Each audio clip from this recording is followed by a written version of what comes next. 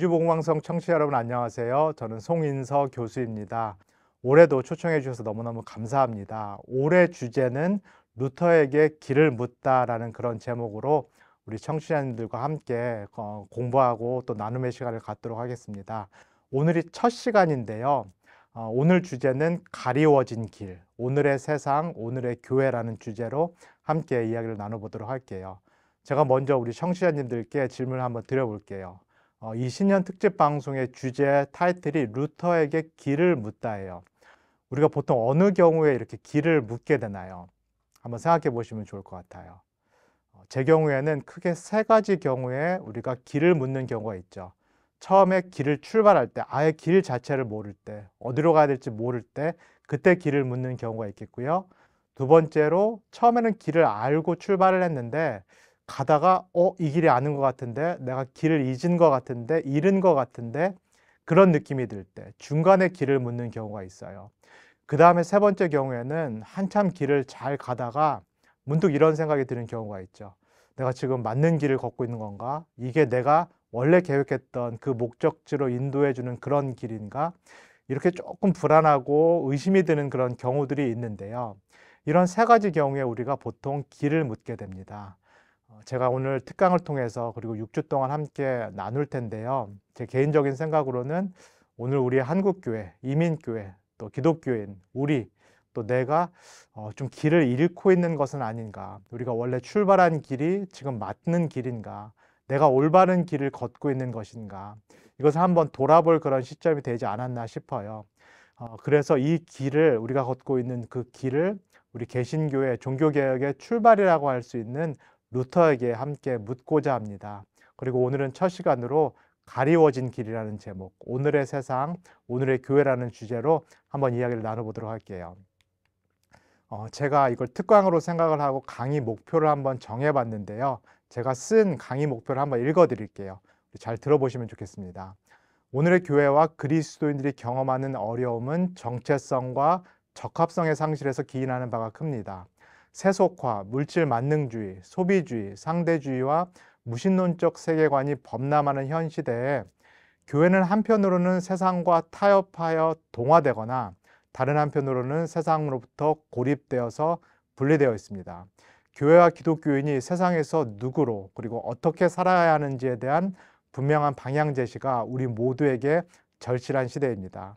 앞에서 말씀드리는 것처럼 제 개인적인 생각으로는 한국교회, 또 이민교회, 또 우리 기독교인이 좀 길을 지금 잃고 있는 것이 아닌가, 정확한 어떤 방향을 상실하고 있는 조금 혼란스러운 그런 시대를 살고 있지 않은가 싶고요. 그래서 총 6회로 기획된 본 강의에서 우리는 교회와 기독교인이 나아갈 길을 개신교 종교개혁자인 마틴 루터에게 묻고자 합니다. 앞으로 나아가기에 앞서 먼저 뒤를 돌아보며 개신교회라는 미지의 길, 새로운 길을 개척했던 루터에게 우리의 길에 대한 방향을 묻고자 합니다. 루터의 생애와 신학, 그리고 그가 꿈꿨던 교회를 뒤돌아보면서 2024년 새해의 길을 함께 여는 그런 시간이 되면 좋겠습니다. 지금 제가 읽어드린 것이 제가 이 특강을 준비하면서 세웠던 강의의 목표예요. 조금 거창하게 들리실지도 모르겠지만 좀 단순하게 소박하게 생각하셔도 좋을 것 같아요. 나는 지금 올바른 길을 걷고 있는가? 내가 신앙생활을 한 지가 아마 오래되신 분들이 많이 계실 텐데요. 내가 지금 믿고 있는 것이 맞는가? 내가 기독교인으로서 살고 있는 이 삶이 성서적인가? 올바른 것인가? 한번 되돌아볼 그런 필요성을 느끼시는 분들이 계시리라 싶어요. 저희가 2024년 이 특강을 통해서 6주 동안 한번 루터를 공부하면서 우리의 길에 대해서 한번 점검해보는 그런 귀한 시간이 되기를 소원합니다. 앞으로 나아가야 될 그 길을 우리가 성찰할 때 반드시 필요한 것, 꼭 선행돼야 될 그런 작업은 먼저 뒤를 돌아보는 작업이에요. 과거를 돌아보는 그런 작업이고요. 그래서 신학 공부를 할 때, 우리 신앙생활을 할 때에도 우리의 과거, 교회의 과거를 뒤로 돌아보는 것은 너무너무 필요한 거죠. 뒤를 돌아다 본다라는 것은 우리의 뿌리를 돌아다 본다라는 것과 같은 의미고요. 이 뿌리라는 그 라틴어 단어가 radix라는 그런 단어예요. radix라는 그 단어에서 영어로는 radical이라는 단어가 나왔고요. 이 radical이라는 영어 단어를 우리 청취자님들께서는 급진적이다 이렇게 이해하시는 경우가 많겠죠. 그게 맞는데요. 뿌리로 가면 갈수록, 근원으로 가면 갈수록 훨씬 더 근원적이고요. 본질적이고요. 그리고 무엇보다도 급진적이고 또 새롭다라고 볼 수 있을 것 같아요. 원래 뿌리는, 원래 출발은 상당히 급진적이고 새롭고 진취적이고 이전 것과는 상당히 많은 차별성, 그 새로움을 갖고 있었던 것이 사실인데요.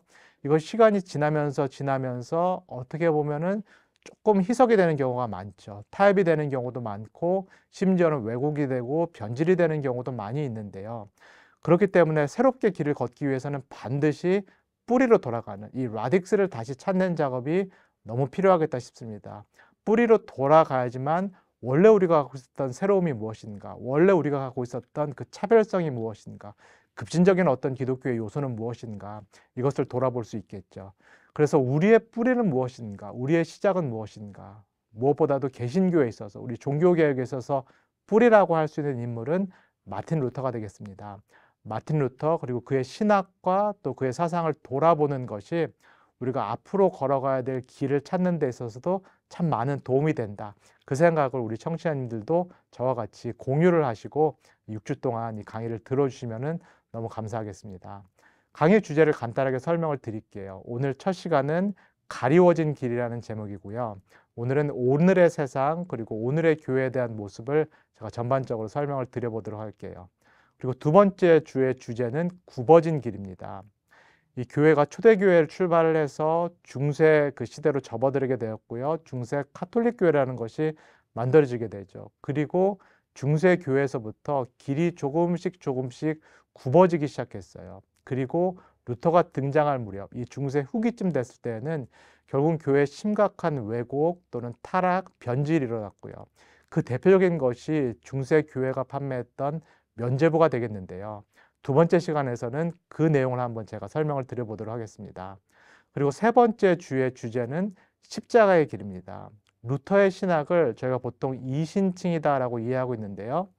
조금 더 구체적으로 이신칭이보다는 루터의 신학은 십자가의 신학이다라고 할 수 있을 것 같아요. 그리고 십자가의 신학은 중세 카톨릭 교회가 갖고 있었던 영광의 신학과 이렇게 대비가 됩니다.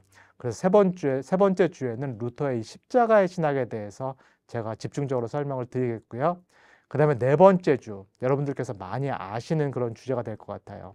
네 번째 주제의 제목은 하나님의 길입니다. 그리고 이 주에는 루터의 이신칭의가 과연 무엇인가, 이 부분에 대해서 제가 설명을 드려보도록 할게요. 루터의 이신칭의만큼 많이 알려져 있는 교리도 드물고요. 동시에 루터의 이신칭의만큼 많이 오해되고 있는 교리도 드물다 싶습니다. 네 번째 주에 제가 이 루터의 이신칭에 대해서 우리 청취자님들께 설명을 드리도록 할게요. 그 다음에 다섯 번째 주의 제목은 교회와 그리스도인의 길이라는 제목입니다. 이때에는 루터의 제자도에 대해서 제가 설명을 드리도록 할 거예요.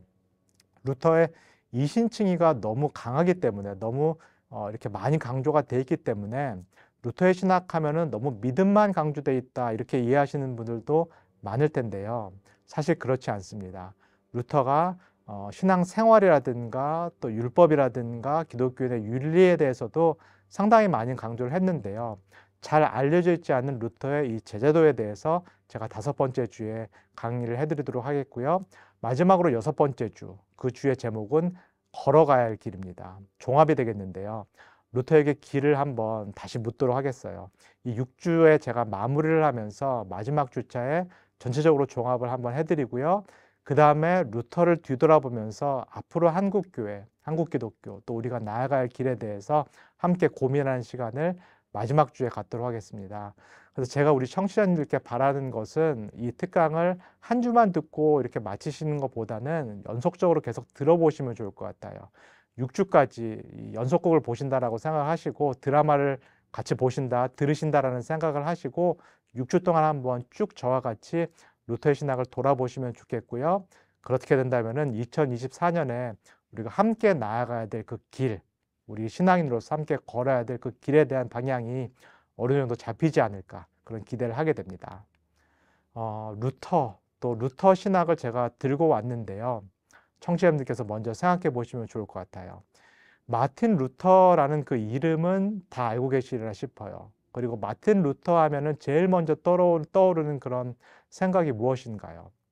아마 이신칭의, 믿음으로만 구원을 얻는다 또는 믿음으로만 의롭다 여기심을 받는다. 이 루터의 이신칭의를 우리 청취자님들께서 다 들어보셨을 거라고 생각이 들고요.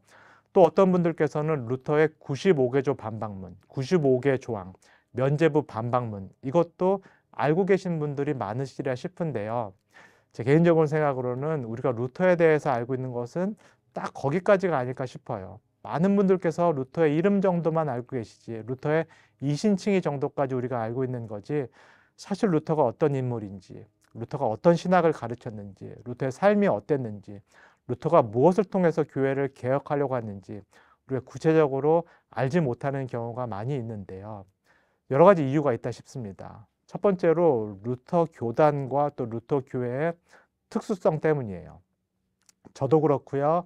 우리 방송을 들으시는 청취자님들 마찬가지일 텐데요. 대부분 어느 교단에 속해 계신가요?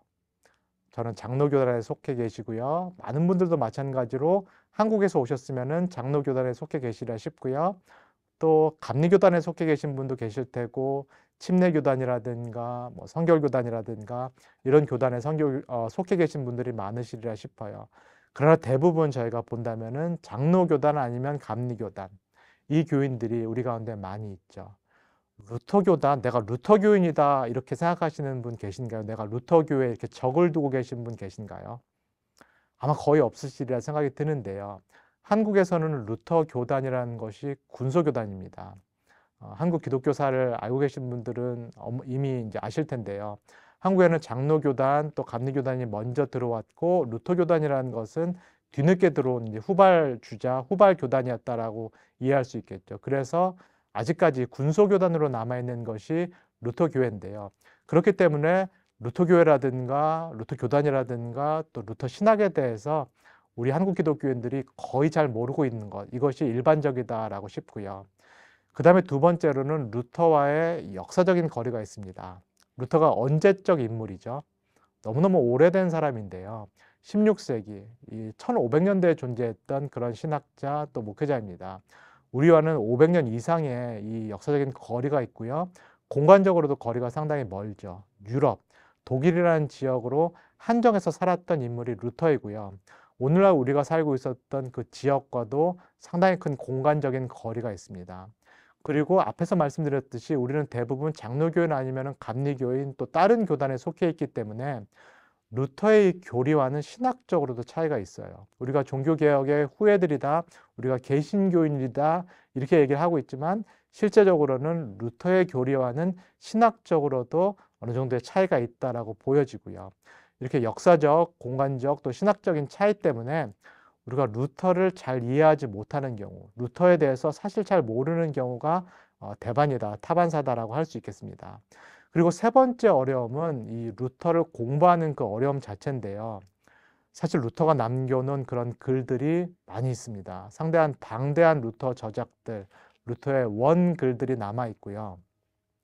독일어 또는 라틴어로 쓴 그런 글들을 모아놓은 이 독일어판이 있고요. 라틴어판이 있고요. 이것이 영어로 번역된 그 미국 버전이 있는데요. 그 자체만으로도 100권이 넘어가는 어떤 그 방대한 분량이 있습니다. 저같이 루터를 전공한 이 신학자도 루터의 저작을 처음부터 끝까지 다 정독하는 것이 어려울 정도로 루터가 남겨놓은 글이 많아요.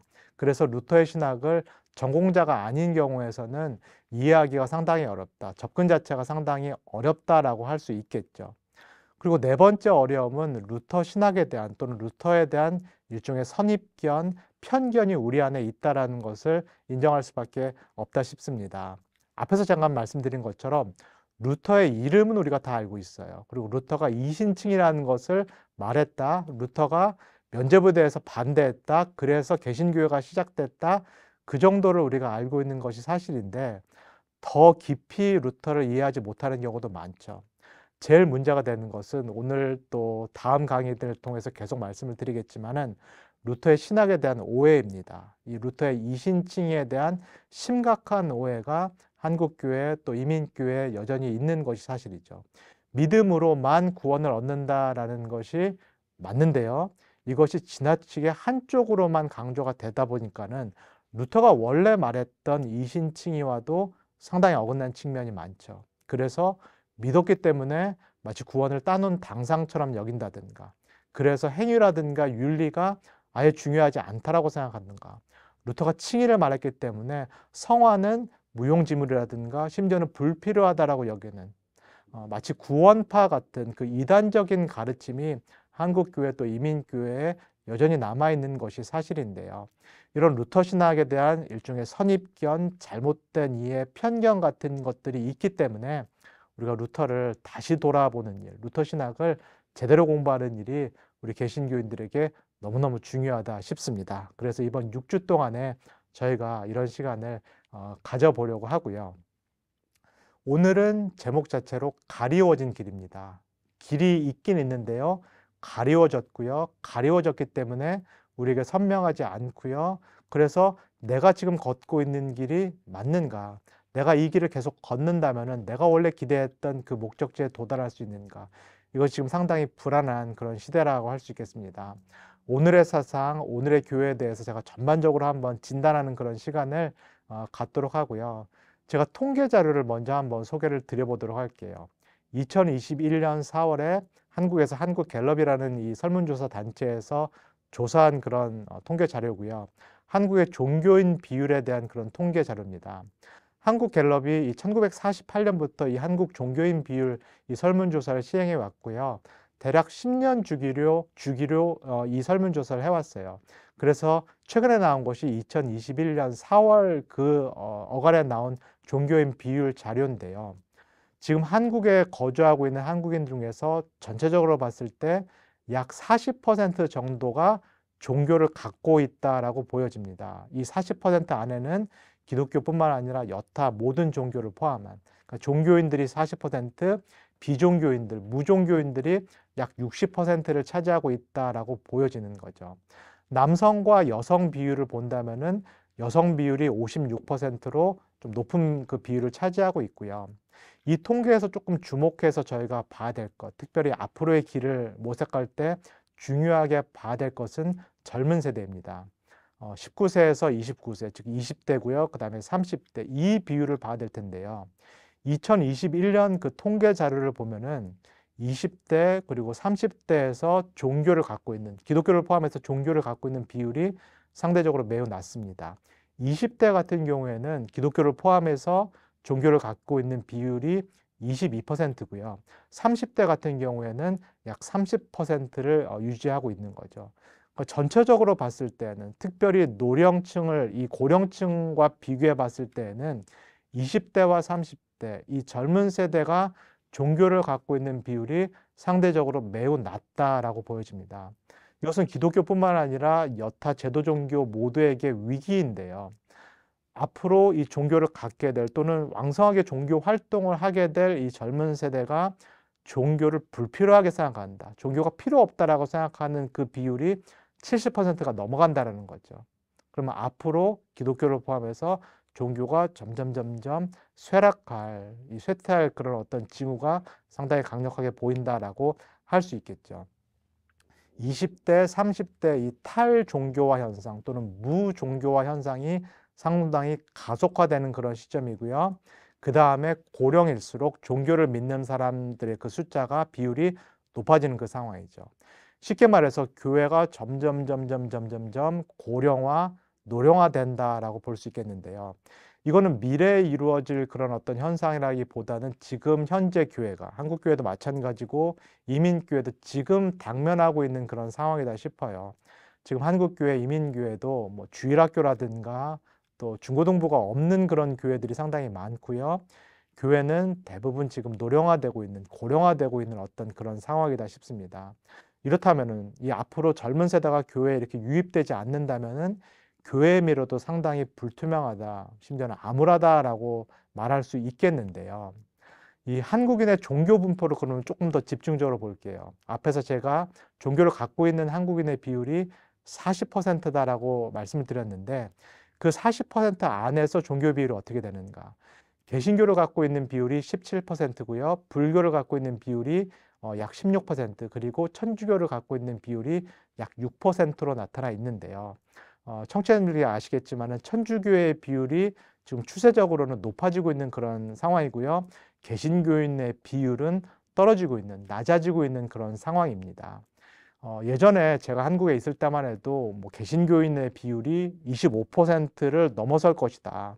1000만을 넘어서서 뭐 조만간 1500만, 2000만인의 한국인들이 기독교인이 될 것이다. 개신교인이 될 것이다라는 상당히 장밋빛 그런 전망들이 있었던 것이 사실이에요. 그러나 이제 더 이상 그런 장밋빛 전망을 갖기는 어렵고요. 앞으로 종교의 미래가 아무라뿐만 아니라 특별히 개신교의 미래는 통계만 놓고 본다면 어둡다라고 볼 수 있겠습니다.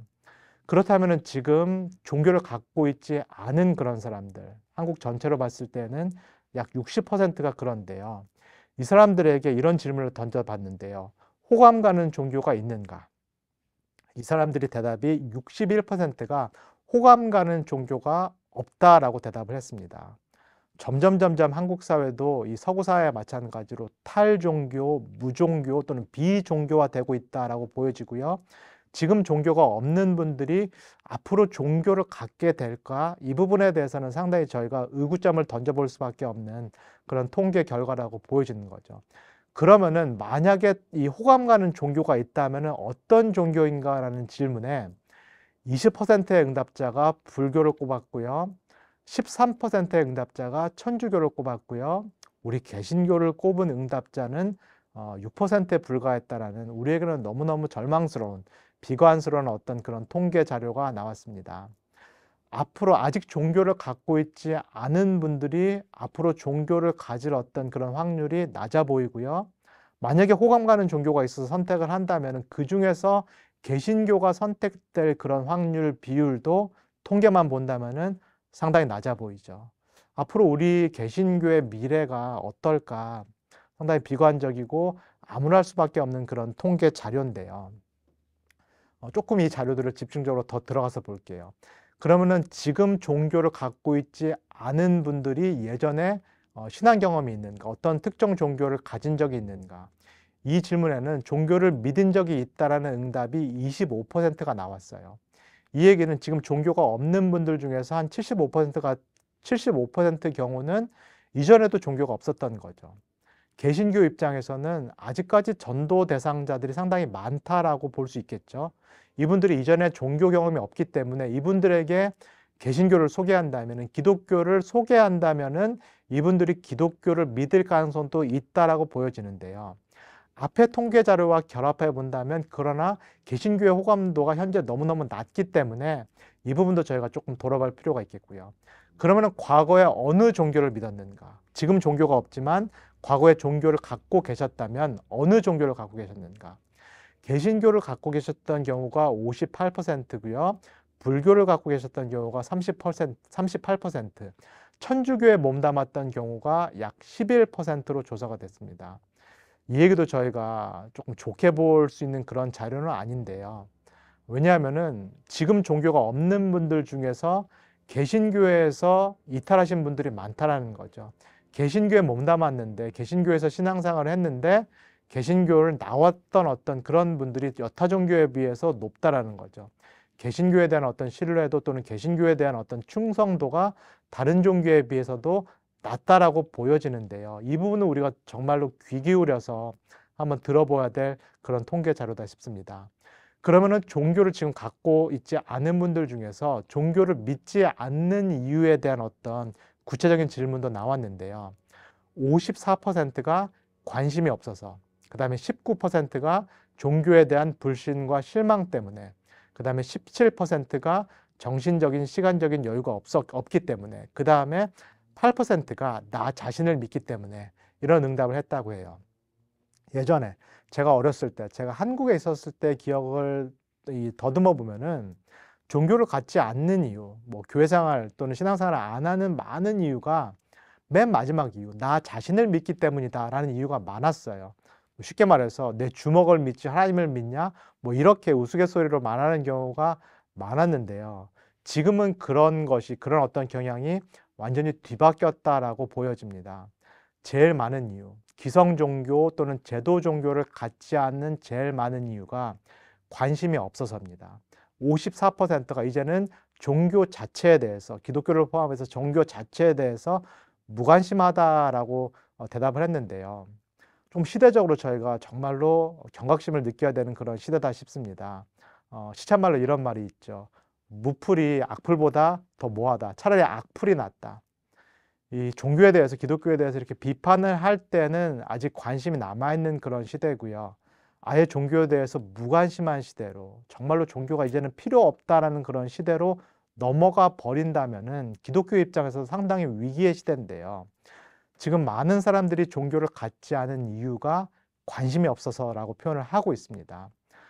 삶 자체에 있어서 이 세상에서 종교가 필요 없다라고 생각하는, 무종교 또는 비종교를 이렇게 생각하는 사람들이 많고요. 그 세대가 대부분 20대, 30대, 이 젊은 세대에 모여 있다라는 것은 앞으로 기독교의 미래가, 이 교회의 미래가 상당히 어둡다라고 보여지는 거죠. 그렇기 때문에 저희가 과거를 조금 되돌아볼 필요가 있겠고요. 과거를 되돌아보면서 우리 자신을 성찰하고 반성할 필요가 있겠고요. 앞으로 기독교 교회의 모습을 어떻게 개혁을 해야 되는가, 어떻게 성찰해야 되는가, 어떻게 새롭게 우리가 꿈꿔야 되는 것이 정말로 필요한 그런 시점에 와 있다 싶습니다. 이 통계자료를 조금 더 제가 설명을 드릴게요. 종교인 중에서 1회 이상 종교시설을 방문하는 그 비율은 어떤가? 개신교인들 중에서도 1회 이상 교회에 가는 비율이 57%로 이렇게 표현이 되고 있습니다. 우리가 주일에 한 번, 주일 성수한다라고 생각을 해도 절반 조금 가량이 지금 일주일에 한 번 교회당에 가서 예배를 드린다, 이렇게 보여지고요. 주 1회 이상 경전 독서자 비율, 우리에게는 성경이 되겠죠. 개신교인 중에서도 약 42% 경우만 성경을 일주일에 한 번 이상 읽는다라고 보여지는 거죠. 만약에 이 비율 안에 주일에 예배를 드리러 가서 그때 성경 봉독을 하는 것을 포함을 한다면은 실제로 일주일 동안에 개인적으로 성경을 읽는 비율도 생각만큼 높지 않다라고 보여지고요. 하루 1회 이상 기도를 하는 그런 비율도 개신교인 가운데에서는 37%로 낮다라고 보이시죠. 조금 우스갯소리로 만약에 식사 기도를 여기에 포함된다, 내가 밥 먹을 때 기도하는 것도 하루 1회 이상 기도하는 것으로 넣는다라고 포함을 한다면은 실제로 진지하게 하나님과 시간을 두고 기도하는 그 개신교인의 비율 숫자도 생각보다는 낮다라고 보여지는 거죠. 종교를 갖고 있지 않은 분들 숫자도 많고요. 그러면은 기독교 신앙을 갖고 있다라고 해서 우리가 안심할 수 있는가? 그렇지도 않다라고 보여지는 거죠. 교회를 나오는 그 비율, 성경을 실제로 개인적으로 읽고 실제로 하나님과 기도를 통해서 친밀하게 관계를 갖고 있는 이 비율도 낮아지고 있고요. 계속 말씀드린 것지만 젊은 세대로 갈수록 이 비율은 더 떨어질 수밖에 없다라고 보여지는 거죠. 우리에게 상당히 심각한 그런 위기의 시기다라고 볼 수 있겠습니다. 또 하나의 제가 설문조사를 소개를 드릴 텐데요. 이거는 2018년에 한국에 있는 실천신학대학원 대학교에서 한 설문 결과입니다. 이 설문 결과는 특별히 가나안 성도들을 대상으로 한 설문조사인데요. 가나안 성도, 거꾸로 하면 안나가 성도인데요.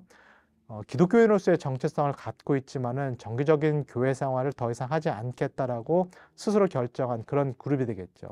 이 그룹 숫자가 점점 늘어나고 있습니다. 통계에 따르면은 약 4분의 1 또는 그 이상이 지금 교회에 정기적으로 신앙 출석하지 않고 개인적으로 신앙생활하는 이 가나안 성도인데요.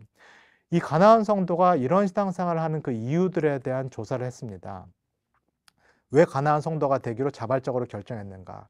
많은 응답자가 개인의 신앙 다양성을 교회가 인정하지 않기 때문에, 교회에서 속마음을 진솔하게 터놓고 이야기하기 어렵기 때문에, 교회가 또는 목회자가 교인들의 신앙과 생활을 너무 얽매기 때문에, 교회가 또는 목회자가 지나칠 정도로 교세 확장, 교회 성장 또는 권위주의적인 어떤 그런 목회를 하기 때문에, 목회자가 언행 불일치하기 때문에, 목회자가 개인적인 욕심이 많기 때문에, 이런 이유들을 들어서 내가 이제는 교회 출석을 하지 않고 혼자 자발적으로 신앙생활을 하겠다, 가나안 성도가 되겠다라는 그런 결정을 많이 한 것으로 이제 볼 수가 있겠습니다.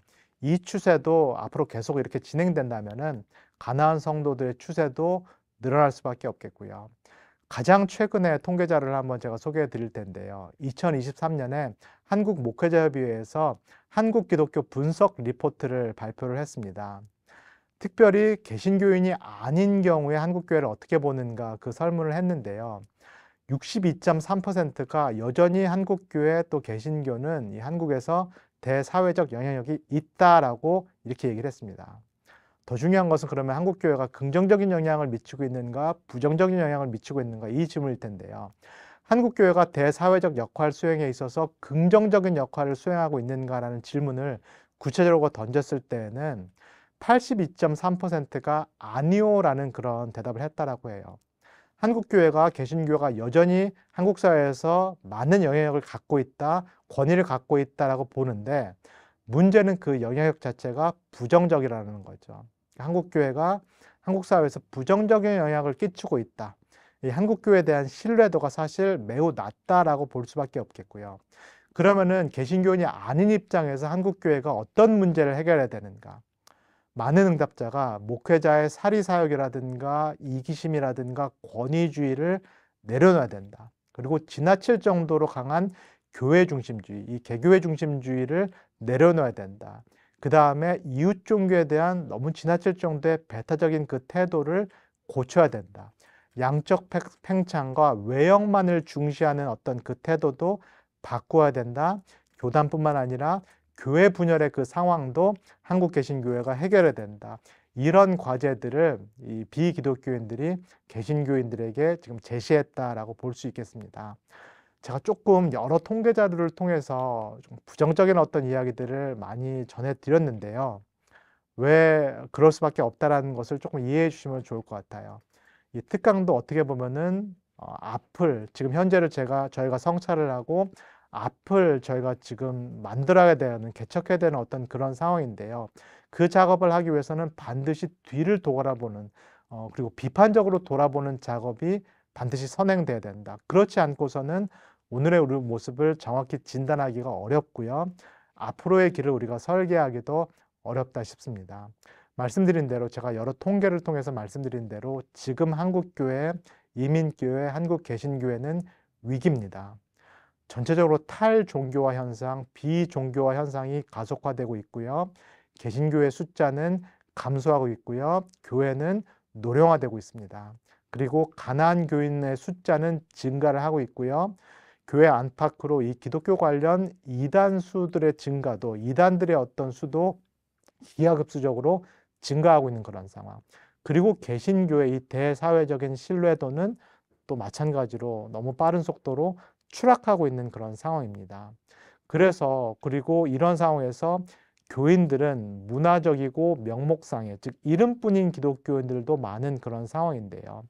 상당히 이 한국교회, 이민교회, 개신교가 위기를 겪고 있고요. 지금 통계 자료를 본다면은 우리의 미래도 상당히 어려운 측면이 많다라고 보여집니다. 그러면은 이 기독교 교회가 이렇게 어렵다, 위기다, 이것을 어떻게 저희가 진단할 수 있는가?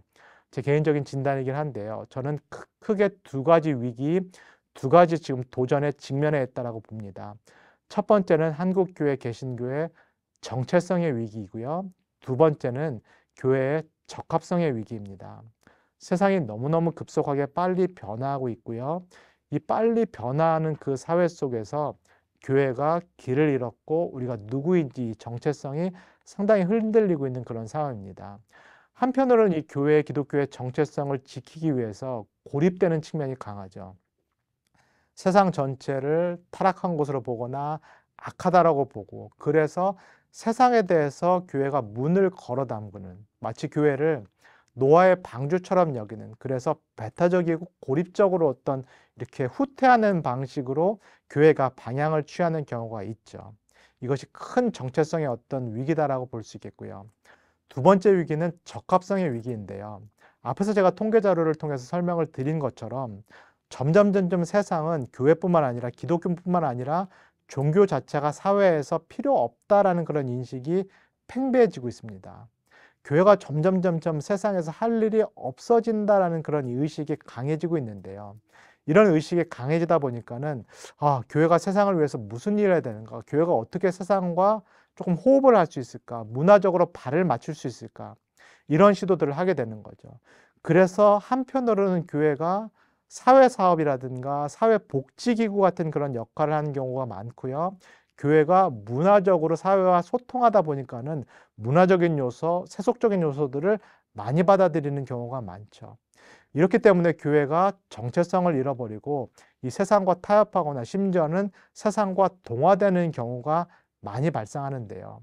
이건 교회 차원뿐만 아니라 개인 차원을 돌아봐도 마찬가지다 싶어요. 기독교인으로서 세상을 살면서 내가 기독교인이기 때문에 비기독교인들과 어떤 점에서 다르게 살고 있는가? 내가 교회에 출석하는 것 말고 세상을 실제로 살 때 내가 비기독교인과 어떤 점에서 차별성이 있는가? 이 부분에 대해서 우리가 자신 있게 말할 수 있는 부분이 점점 없어진다 싶어요. 교회 모임을 가도 일반 세상 모임에서 하는 얘기와 비슷한 얘기를 하는 경우가 많고요. 일반 세상 사람들이 추구하는 것을 기독교인들이 거의 유사하게 추구하는 경우가 많다 싶습니다. 정체성의 위기가 있고요. 우리가 또 세상에서의 어떤 적합성의 위기, 이 두 가지 위기를 직면하고 있다고 싶습니다. 이 두 가지 위기를 우리가 극복하지 않고서는 현재 기독교의 활로가 상당히 어려워 보이고요. 특별히 미래 기독교의 모습이 지금 암담한 그런 상황이 아닌가 싶습니다. 이런 상황에서 결국은 교회를, 이 기독교를 되돌아보는, 우리의 과거를 되돌아보는 일이 우리에게도 상당히 시급한 일이 아닐까 싶습니다. 이런 어떤 목적을 가지고 제가 이 6번의 강의를 지금 준비를 했고요. 우리 청취자님들도 계속해서 저와 함께 이 강의를 들어보시면 좋겠습니다. 앞에서 제가 여러 통계를 통해서 말씀드린 것처럼 지금 교회의 위기, 지금 한국 개신교의 위기는 한 목회자, 한 개인이 극복하기에는 너무나 큰 위기입니다. 왜냐하면은 세상 자체가, 시대 정신 자체가 너무나 빨리 변했기 때문인데요. 예전에 교회가 살던 그 세상이 아니고요. 예전에 이 교회가 호흡했던 그 시대 정신이 아니다라는 것을 우리가 분명히 인식하는 것이 먼저 중요하다 싶습니다. 점진적으로 그러나 오랜 시간에 걸쳐서 근대화가 이루어졌고요. 그 다음에 지금 우리가 사는 세상은 신자유주의 또는 자본주의 시대 정신이 상당히 강하다라고 보여집니다. 그리고 지구화가 이미 지구촌 곳곳에 이루어진 거죠. 한마디로 말해서 이 세계 전체가 하나의 큰 시장이 됐는데요. 하나의 큰 마켓이 됐다라고 할 수 있겠죠. 예를 들면은 한국에서도 지금 미국에서 사용하는 애플 전화기 같은 것이 사용이 되고 있고요. 미국에 있는 스타벅스라든가 맥도날드라든가 이런 것들은 지구촌 곳곳에 이미 다 있는 거죠. 그래서 전 세계가 하나의 큰 시장이 된 것, 그 상황이고요. 모든 시대 정신을 지구촌 곳곳의 사람들이 공유하고 있다라고 할 수 있겠습니다. 그리고 가장 큰 시대 정신은 결국은 자본주의 정신이라고 할 수 있겠죠.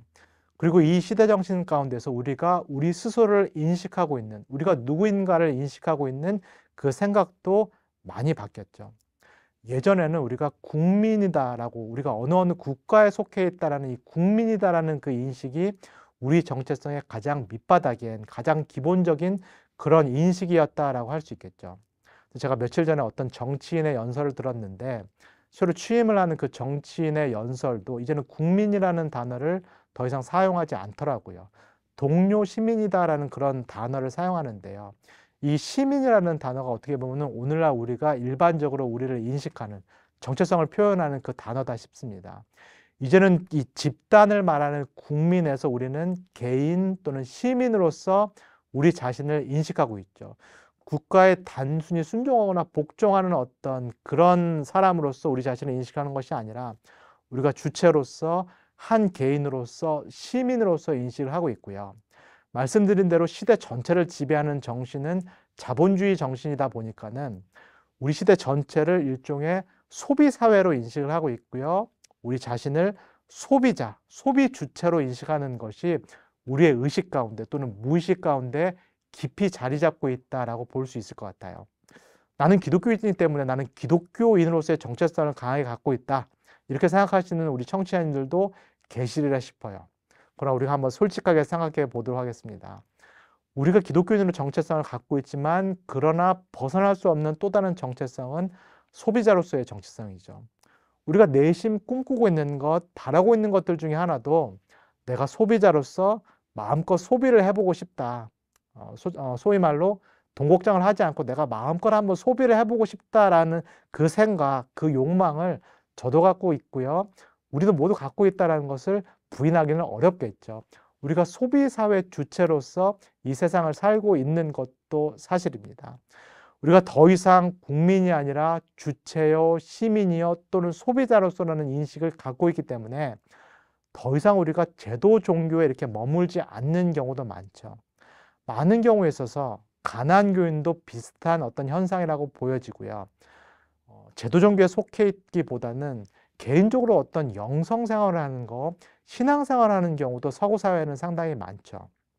이런 단어가 많이 사용되는데요.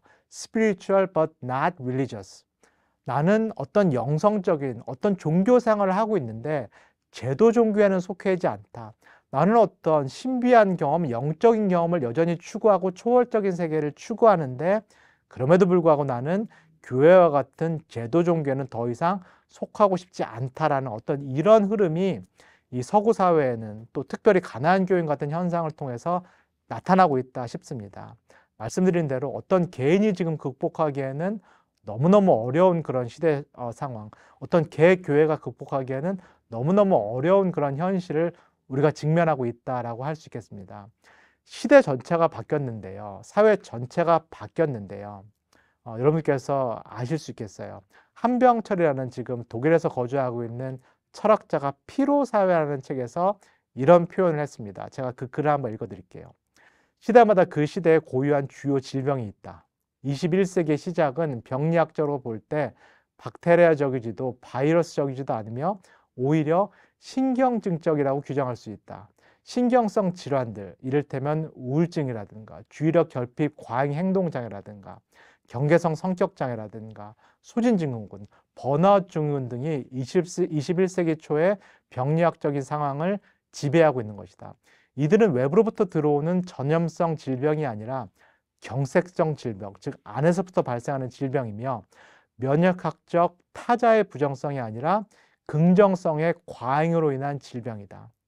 21세기를 우리를 지배하고 있는 질병은 외부로부터 오는 어떤 전염성 질병이라보다는 우리 스스로가 만들어내는 우리 안에서 일어나는 특별히 신경과 관련된 우리의 어떤 정신과 관련되는 그런 질병을 우리가 많이 앓고 있다라고 이 한병철이라는 철학자가 진단하고 있어요. 왜 그런가? 사회가 바뀌기 때문에 시대 정신이 바뀌었기 때문이다라고 주장하는데요. 계속 한번 읽어드릴게요. 병원, 정신병자 수용소, 감옥, 병원, 공장으로 이루어진 푸코의 규율 사회는 더 이상 오늘의 21세기 사회가 아니다. 규율 사회는 이미 오래전에 사라졌고 그 자리에 완전히 다른 사회가 들어선 것이다. 그것은 피트니스 클럽, 오피스 빌딩, 은행, 쇼핑몰, 유전자 실험실로 이루어진 사회다. 21세기 사회는 규율 사회에서 성과 사회로 변모했다. 이 사회의 주인도 더 이상 복정적인 주체가 아니라 성과 주체라고 불린다. 그들은 자기 자신을 경험하는 기업가이다. 무슨 얘기하냐면은 이제는 더 이상 외부에서 타율적으로 우리를 규제하는 국가라든가 주인이라든가 군대가 지배하는 그런 사회가 지나갔다라는 거죠. 그런 외부적인 어떤 강제성은 지나갔는데 그렇다고 해서 강제성이 없느냐? 우리 안에서 우리를 스스로 컨트롤하고 있는 내 자신이 있다. 계속해서 성과를 내야 된다. 계속해서 스펙을 쌓아야 된다. 계속해서 쓸모 있는 사람이 돼야 된다. 인간이 돼야 된다라는 내 자신이 계속해서 내 안에서 나를 휘몰아치고 있다는 것이 한병철이라는 철학자의 주장인데요. 저도 동일하게 생각을 하고 있습니다. 제가 쓴 글도 한번 읽어드릴게요.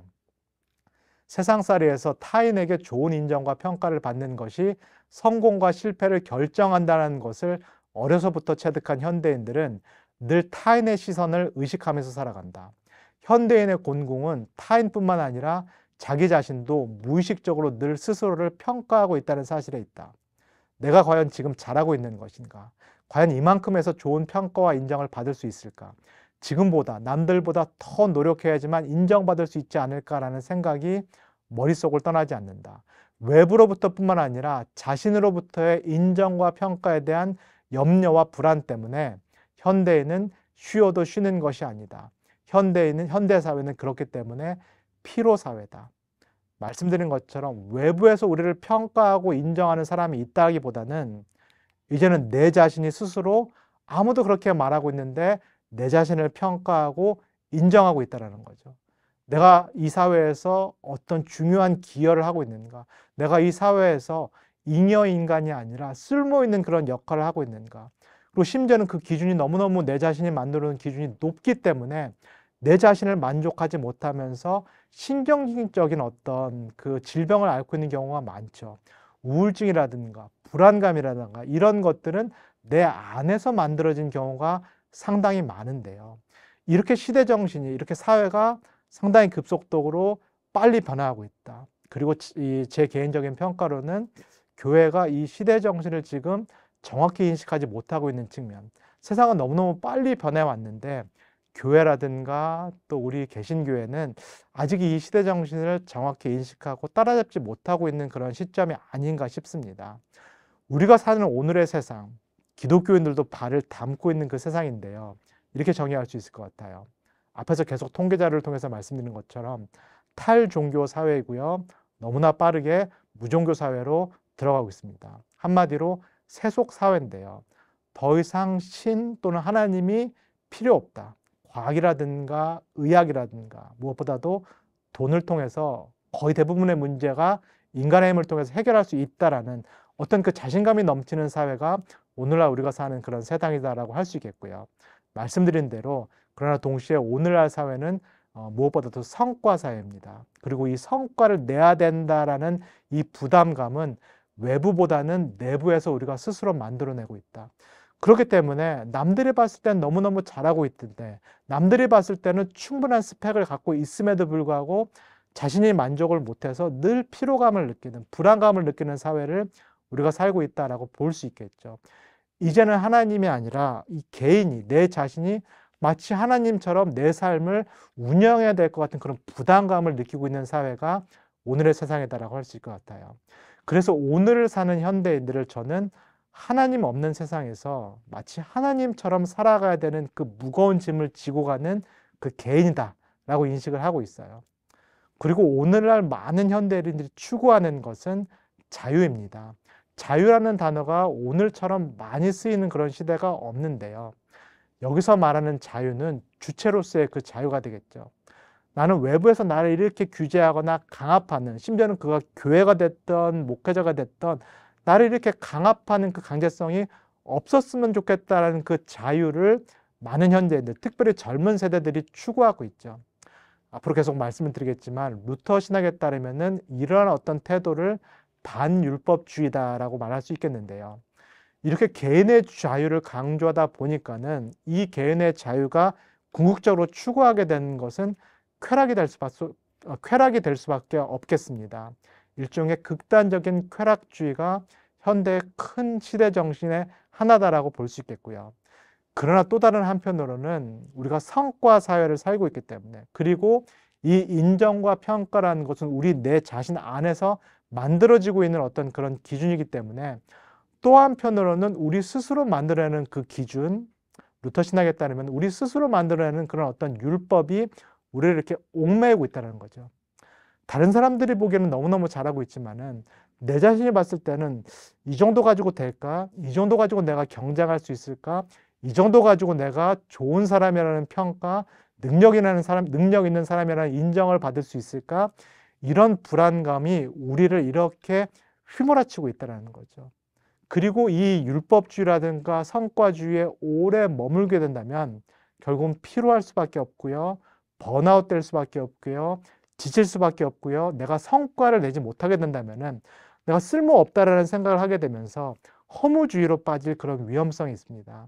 현대인들이 지금 안고 있는 큰 위험은 한편으로는 자유를 추구하다가 지나친 쾌락주의로 빠질 위험이 있고요. 한편으로는 성과를 내려고 너무 지나치게 애쓰다가 허무주의로 빠질 그런 위험성을 우리가 안고 있다라고 보여지는 거죠. 그러면 이 사회에서, 이 시대에서 결국은 루터 신학이라는 것이 우리에게도 기쁜 소식이 될 수 있는가? 과거를 돌아보는 것이 우리에게도 복음이 될 수 있는가? 저는 개인적으로 루터 신학이 또는 우리가 함께 돌아볼 이 6번의 강의가 우리에게도 기쁜 소식이 될 수 있다고 생각합니다. 제가 쓴 글을, 제가 출판한 글의 내용을 한번 읽어드릴게요. 하나님께서 그리스도의 십자가를 통해서 나를 인정하신다는 루터의 이 십자가의 신학은 나에 대한 세상의 인정과 평가는 결코 절대적인 것이 아니라 상대적인 것임을 일깨워준다. 세상에서 내가 사람들에게 어떤 인정과 평가를 받고 있든지 간에, 세상에서 내가 어떤 직업을 갖고 얼마만큼의 연봉을 받고 있든지 간에, 내가 어떤 집에 살고 어떤 차를 몰고 있건 간에 외부로부터의 나에 대한 평가는 나를 최종적으로 규정할 수 없다. 또 내가 내 자신을 어떻게 생각하고 평가하고 있든지 간에 내가 나에 대해서 스스로 내리는 인정과 평가 또한 나에 대한 최종적인 평가가 될 수는 없다. 오직 하나님만이 나에 대한 최종 평가를 내리실 수 있는 주인이시며, 하나님은 나를 그리스도의 십자가를 통해 의롭다라고 인정하시고 평가하신다. 외부로부터 그리고 내부로부터의 인정과 평가의 목소리가 아니라 나를 향한 하나님의 인정과 평가가 최종적으로 옳은 것임을 받아들이는 것. 이것이 하나님의 약속에 대한 믿음이다. 이게 루터의 신학의 핵심이 되겠고요.